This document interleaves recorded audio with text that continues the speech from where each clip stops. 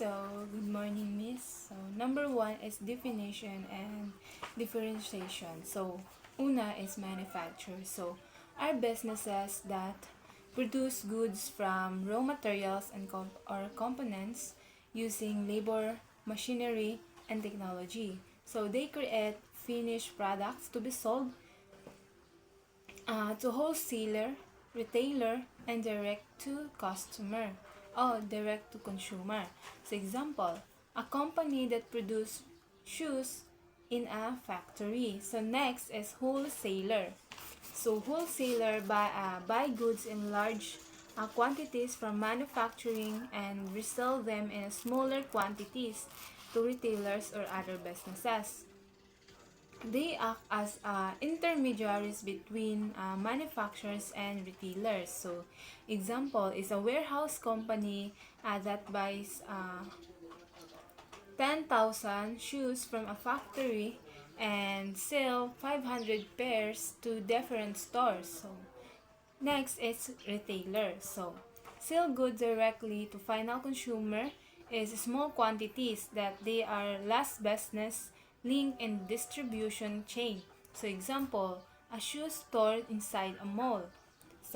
Next is direct consumer.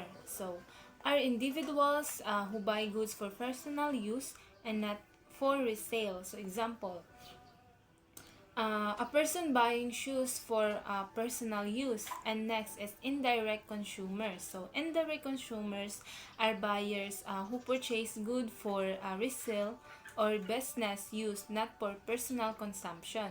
Example is a retailers buying goods to sell in their store. And next is differentiation summary. There are group, main function, and buys from and sells to or purpose. Manufacture is ang main function niya is produce goods.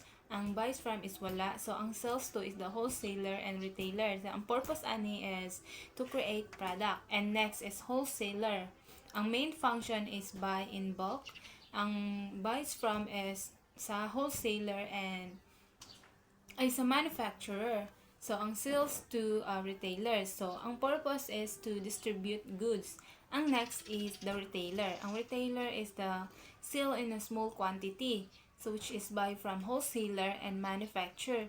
Sells to consumer and purpose niya is to sell to final user. Ang next is indirect consumer. Ang indirect consumer is buys for resale. Ang buys from is the manufacturer and wholesaler and sells to customer. Ang purpose is to business purpose. Ang direct consumer is buys from own use to retailer and the purpose is for personal use. Ang next is types of shipping term.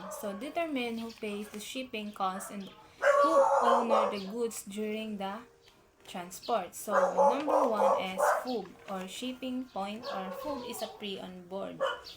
Buyers pay to shipping cost. Ownership transferred to the buyers once goods leave the seller's warehouse. Buyers bears risk during transport. An example, if goods are damaged while in transit, the buyer is responsible. Next is number two is FOB destination. Seller pays the shipping cost. Ownership transfer when goods arrive at the buyer location. Seller bears risk during transport. Example, if goods are damaged before delivery, the seller is responsible. Freight collect.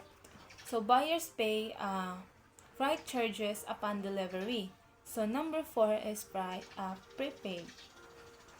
Seller pays freight charges in advance. Single versus series discount. A single discount is a one discount rate applied to one to the less price. Ang formula is net price equals less price times 1 minus discount sale. Ang example, ang single discount is sa single discount. So less price is 15,000. Discount is 20%. 20%.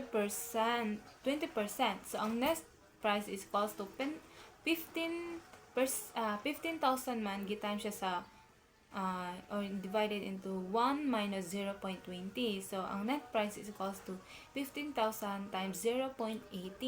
So net price is equals to 12,000. So ang savings nila is 3,000.